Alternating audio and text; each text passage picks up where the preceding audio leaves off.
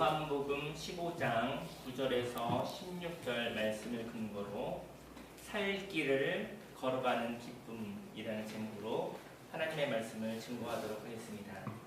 아버지께서 나를 사랑하신 것 같이 나도 너희를 사랑하였으니 나의 사랑 안에 거하라. 내가 아버지의 계명을 지켜 그의 사랑 안에 거하는 것 같이 너희도 내 계명을 지키면 내 사랑 안에 거하리라. 진리에 대한 말씀의 신뢰가 필요합니다.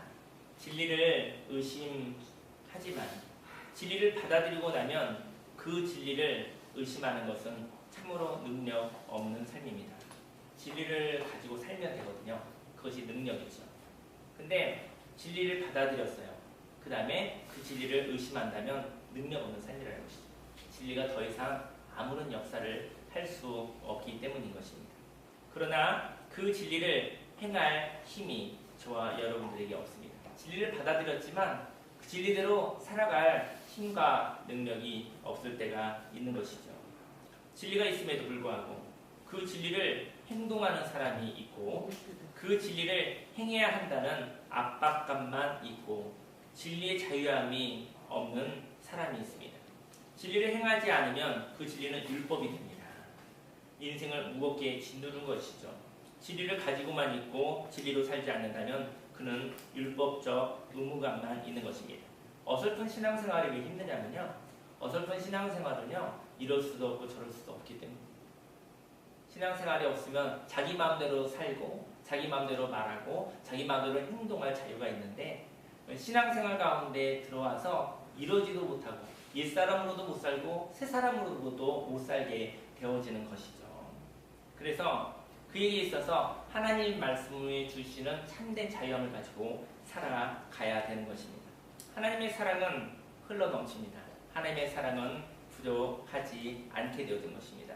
하나님의 사랑 안에 거하시기를 바랍니다. 그리고 그 사랑이 흘러넘칠 때까지 잠잠하시기 바랍니다. 잠잠하다는 것은 바로 참된 예배, 내 안에서 생명이 흘러서 넘쳐날 때까지 하나님을 바라보는 것을 의미하죠. 그것을 참된 예배자라고 이야기를 하고 있습니다. 안식과 충전은 참된 예배에서 나옵니다. 새 힘은 참된 예배에서 나오게 되어진 것이죠. 이 세상에 아무 일도 하지 않아도 되는 삶을 살아가시길 바랍니다. 아무 일도 하지 않아도 되는 자유를 먼저 누리시기를 바랍니다. 그리고 그 자유를 가지고 살아갈 때 하나님의 생명이 차오르는 것을 체험하시기를 바랍니다. 이때 움직이시는 것입니다. 아무것도 안 해도 괴로워하지 마십시오. 그런데 가만히 있는데 차오르는 마음이 있는 것이죠. 소망이 생기는 것이죠. 한번 해볼까 하라는 그런 믿음이 생기는 것이죠. 그때 움직이시면 구름기둥과 불기둥이 움직이는 것 같은 것이죠. 눈에 보이지 않지만 우리 하나님께서 저희 여러분들을 생명으로 감싸고 하나님과 함께 움직이는 것입니다. 인생에는 살 길이 있습니다. 그러나 그 살 길을 걸어가기 위해서는 이제까지 나를 도와주었었던 익숙한 삶을 내려놓아야 되는 것입니다. 그때 생생하게 살아가는 살 길이 있습니다. 예수님은 계명을 지키는 것이 살 길이라고 이야기했습니다. 하나님의 말씀을 지키는 것이 살 길이라고 이야기하셨습니다. 그러나 그 살 길을 따르지 못하는 이유는 무엇일까요? 살 길을 걸어가는 사람은 어떤 사람일까요? 먼저 살 길을 걸어가는 사람은 손해보다도 큰 기쁨이 있는 사람입니다. 내가 이것을 너희에게 이르면 내 기쁨이 너희 안에 있어 너희 기쁨을 충만하게 하려 함이라. 내 계명은 곧 내가 너희를 사랑한 것 같이 너희도 서로 사랑하라 하는 이것이니라. 기쁨이라는 것은 생기가 활기가 가득한 것을 의미합니다. 손해를 보는 일들이 있죠. 살다 보면 어떻게 늘 이익만 보겠습니까? 손해를 보는 일들이 있습니다. 그런데도 기쁨이 있는 것입니다. 기쁨은 무엇일까요? 희생한다는 것은 나의 삶을 표현하고 나의 삶을 내놓는다는 것이거든요. 여기에 바로 저와 여러분들이 있습니다. 저희 여러분들이 가슴이 아픈 이유는 저희 여러분들이 인생을 살았기 때문입니다. 인생을 도망가고 꿈 같은 데 살고 있고 도망다니는 사람들은 아픔이 없어요. 물론 불안함은 있겠죠. 하지만 인생에 들어가서 살았는데 내 마음대로 되어지지 않는 일이 있었을 때 고통이 있는 것이죠. 저희 여러분들 두려움과 불안함 속에 쫓겨다니지 않겠나 합니다. 인생을 살다가 고통을 맛보시면 그 고통 가운데 내가 인생 가운데 들어가서 싸웠다라는 것이죠. 인생 가운데 들어가서 우리가 살고 있다는 것을 말하고 있는 것입니다. 저와 여러분의 삶 속에 바로 고통 가운데 내가 인생을 살았구나. 내가 인생을 도망가지 않았구나.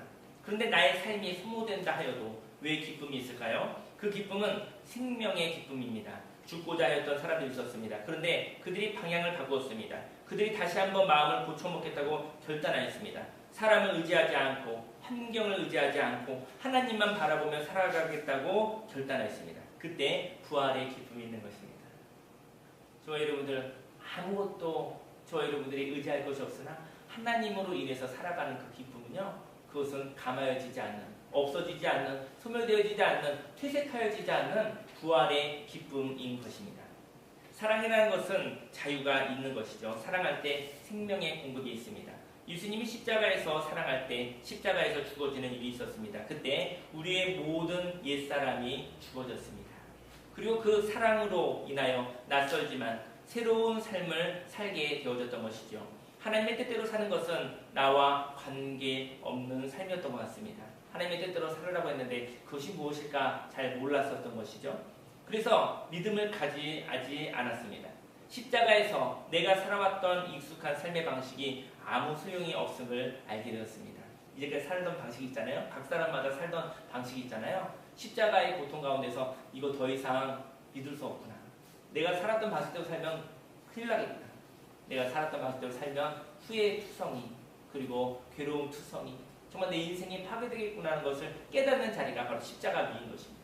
그 십자가에서 자기 자신 옛사람을 버리고 새 사람으로 그런즉 누구든지 그리스도 안에 있으면 새로운 피조물이다. 이전 것은 지나갔으니 보라 새 것이 되었도다.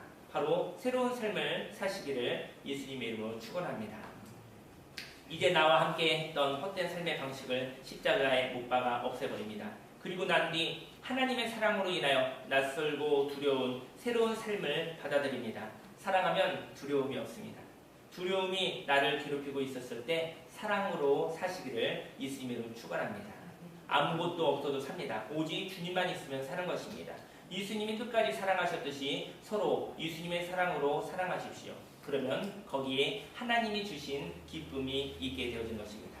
두 번째로 살 길을 사는 사람은 마음을 나눌 친구가 있는 사람입니다.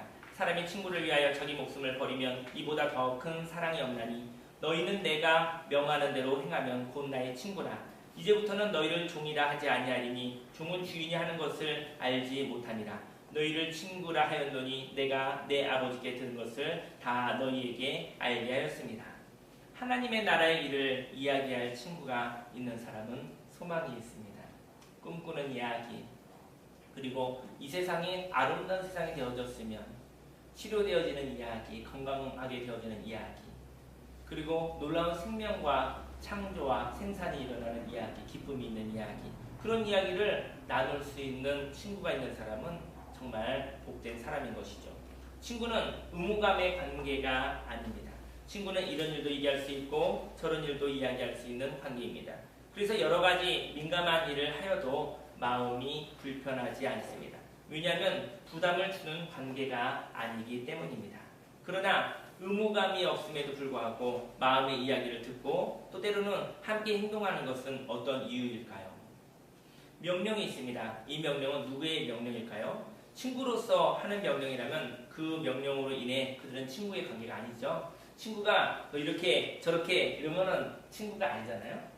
이야기를 나눈 것이죠. 근데 예수님은 저와 여러분들의 때로는 주인으로서 나아가지만 또 한편으로는 친구라 얘기했다는 것이죠. 저와 여러분들이 사는 삶 가운데 예수님이 저와 여러분들에게 하나님 아버지의 꿈을 이야기하고 있습니다. 그 명령은 예수님의 명령일 수도 있겠지만 하나님 아버지의 명령인 것이죠.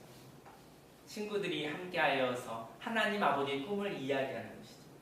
하나님의 아버지의 꿈을 함께 나누고 함께 이야기할 수 있는 그런 친밀한 관계라는 것입니다. 저와 여러분의 삶 속에 그러한 풍성한 관계가 있기를 예수님의 이름으로 축원합니다. 그 명령은 바로 하나님의 명령이었습니다. 우리와 예수님의 관계는 주인과 종으로서의 관계가 있습니다. 그러나 친구의 관계도 있는 것입니다. 공과 사를 구별할 수 있는 사람입니다. 예수님은 진리를 선포합니다. 그 진리는 하나님의 명령이었습니다. 풍성한 관계가 있습니다. 저와 여러분의 삶 속에 예수님과의 관계 속에서 주인과 종의 관계로도 가시고요. 그리고 때로는 하나님 아버지의 일을 물어보기도 하고 들을 수 있는 친구의 관계가 되기를 예수님의 이름으로 축원합니다. 예수님의 명령을 따라하기 힘든 이유는 무엇일까요? 예수님의 인성을 보고 예수님이 겪으신 그 희생을 보면서 예수님의 마음을 압니다. 예수님의 명령은 너무나 인격적이어서 그 명령을 행하지 않아도 되는 자유가 있는 것도 같습니다.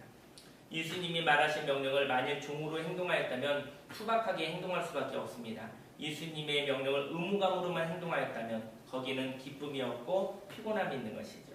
그리고 끝까지 인내하지 못합니다. 피곤한 사람은 끝까지 절대로 갈 수 없습니다. 예수님과의 관계가 피곤한 사람은 끝까지 갈 수가 없습니다. 열매 맺을 수가 없습니다. 저와 여러분들 예수님과의 관계가 피곤하지 않고 기쁨이 넘쳐나기를 예수님의 이름으로 축원합니다. 사람과의 관계도 피곤함이 시작되었으면 끝까지 갈 수 없습니다. 다 된 밥에 재 뿌리는 거, 엎어버리는 일이 있을 수 있어요. 왜냐하면 마지막에 참을 수가 없습니다. 피곤함이 오기 시작했으면 그 피곤함의 문제를 해결하시기 바랍니다. 왜 피곤한 것인지. 그것이 하나님께 나아가 하나님 피곤합니다. 힘듭니다. 어렵습니다.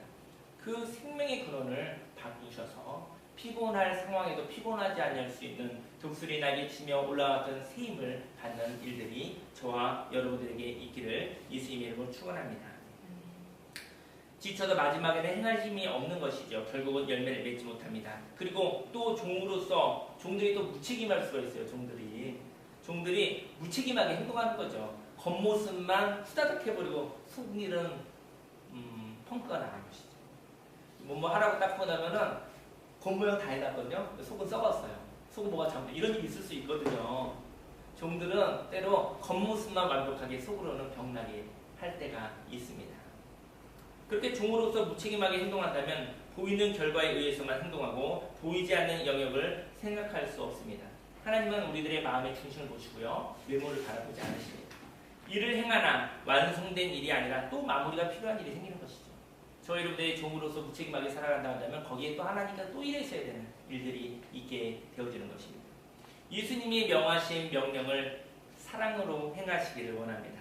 사랑은 완성을 향한 충분한 보완이 있습니다. 사랑이 있으면요. 부족하면 또 다시 하고 부족하면 또 하고 이럴 때 지치지 않아요. 근데 사랑이 없으면 끝냈는가 싶었는데 또 일이 있어요. 끝냈는가 했더니 또 일이 있어요. 정말 지쳐서 정말로 괴로워서 그만하고 싶습니다. 사랑이 있으면은 부족한 모습이 있으면 또 다시 보완하고 또 다시 보완해서 완성하는 생명의 공급이 있는 것이죠. 일이 끝나도 그에게는 넘치는 생명이 있는 것입니다. 예수님의 친구가 된다는 것은 예수님께서 맡기신 명령을 향하여 끝까지 완성하는 자원성이 있다는 것이죠. 저와 여러분들이 예수님께 맡은 명령은 무엇입니까? 그 명령을 수행할 때까지 하나님께서 주신 생명과 공급으로 행하시기를 원합니다. 마지막으로 살 길을 사는 사람은 넓은 세상을 향하여 넓은 세상을 선택하여 창조를 이루는 사람입니다.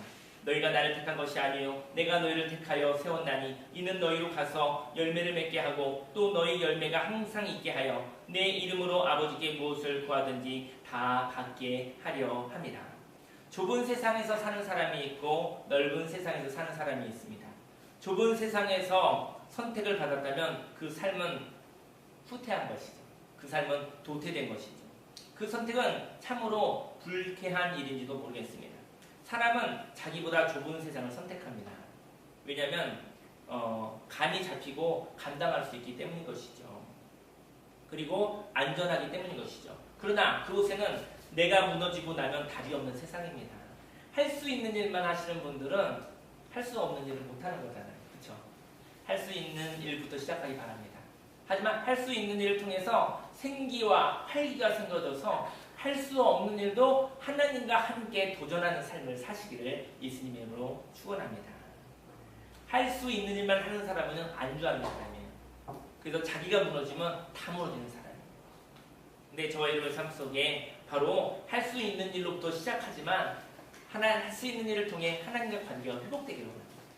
그리고 하나님의 생명으로 하나님의 일을 우리의 힘으로는 할 수 없는 하나님의 일을 하나님과 함께 동행하여 행하시는 저와 여러분들이 되기를 예수님으로 축원합니다. 반면 넓은 세상을 선택하는 사람이 있습니다. 그 선택은 넓은 세상으로부터의 부르심을 향한 응답으로의 선택입니다. 그는 선택받은 것입니다. 하나님의 부르심이 있습니다. 하나님의 선택이 있습니다. 그 선택을 향하여 반응하는 믿음의 선택이 있습니다. 여기에 하나님의 역사가 있는 것입니다. 하나님의 인도하심을 따라 한 번도 경험하지 않은 길을 갑니다. 그곳에 하나님의 약속이 있습니다.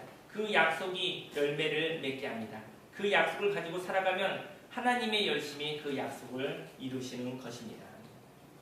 열매가 약속을 따라 항상 있습니다. 그 약속은 영접하는 자, 곧 그 이름을 믿는 자들에게는 하나님의 자녀가 되는 권세를 주셨으니 예수님의 이름이 바로 그 약속인 것입니다. 예수님의 이름으로 구하는 사람은 욕심의 삶을 내려놓은 사람이요, 예수님이 걸어가신 그 길을 걸어가는 사람은 하나님 아버지의 선물이 있는 것입니다. 너희가 나를 택한 것이 아니요 내가 너희를 택하여 세웠나니 이는 너희로 가서 열매를 맺게 하고 또 너희 열매가 항상 있게 하여 내 이름으로 아버지께 무엇을 구하든지 다 받게 하려 합니다.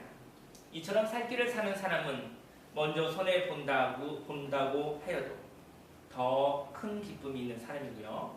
보이는 것으로는 손해지만 보이지 않는 영역에서 생명의 회복이 있습니다.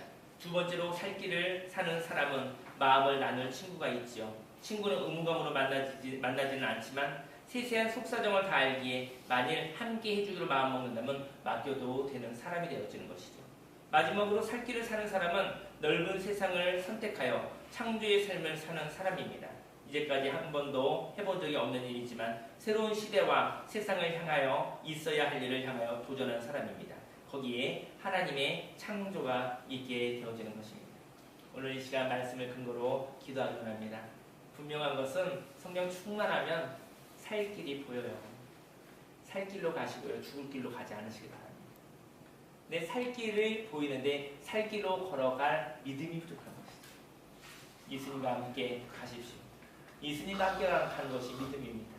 살 길을 향하여 걸어가시고 영혼이 맑아지면 살 길을 택하고 행동하는 것이고요. 영혼이 흐려지면 죽을 길로 가는 것입니다. 우리 함께 기도하시겠습니다.